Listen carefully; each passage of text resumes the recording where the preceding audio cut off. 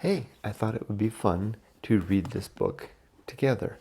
This is the complete poems of John Keats, and that's my squeaky little dog.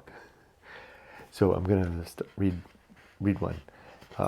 First, let's read the first one. This is his complete work, so I'll read it really without any background and just try to figure out what I can from it. A daunting task, maybe. I did read the introduction, so I got a little bit of understanding of it. Okay, the first poem is Imitation of Spenser, who was a gentleman that Keats was influenced by.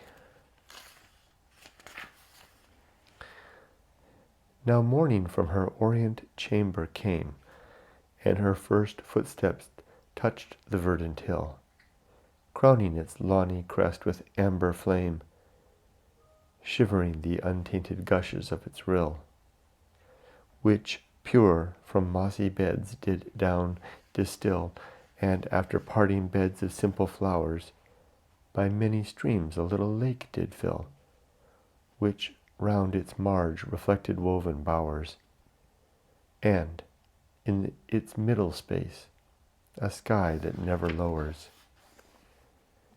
There the kingfisher saw his plumage bright, vying with fish of brilliant dye below, whose silken fins and golden scales light cast upward through the waves a ruby glow.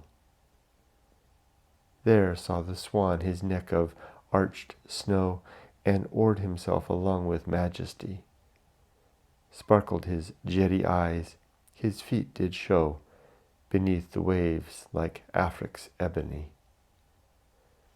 And on his back a fay reclined voluptuously.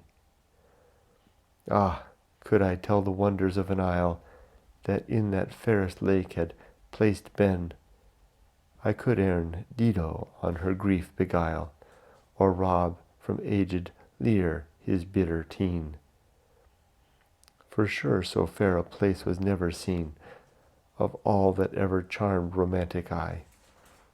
It seemed enamelled in the silver sheen of the bright waters, or, as when on high, through clouds of fleecy white, laughs the cerulean sky.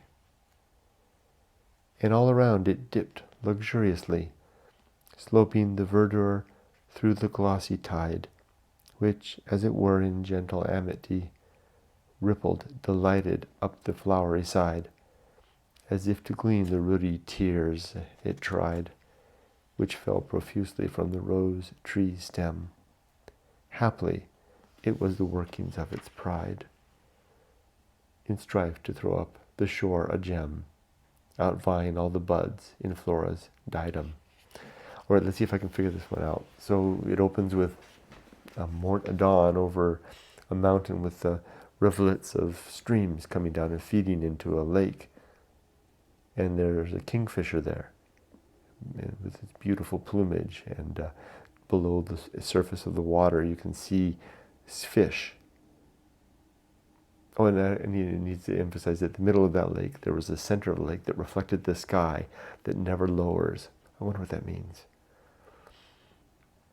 And then there was an island that they had as fair as any that could be. And there's a few things here that I don't regret. Dido and Lear. Could that be King Lear, maybe?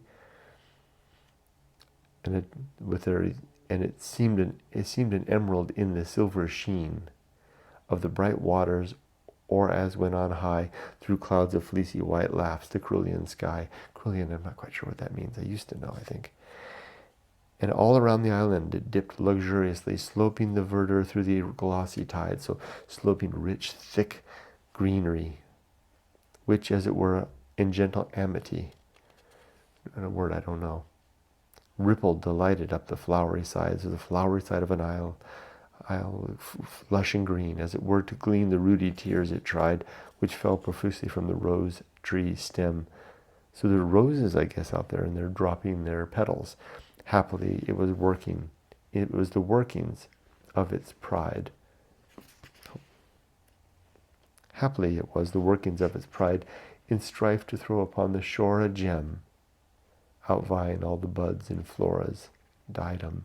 So the outvying, so it would be the most beautiful buds, the little petals dropping onto the ground, outdoing the beauty of any flower in nature. So I think I see it now. The setting, maybe the slopes, the water coming down, feeding into the lake, the kingfisher, the fish below, the swan with its ebony feet, little baby on its back, paddling through, little island, verdant land around it, and the rose, wild rose, dropping its petals out doing anything. I think I got it. So I guess he's in Imitation of Spenser. So I guess he did that in likeness of that. I think that was his earliest poem. There we go. Our first bit of Keats. Take care.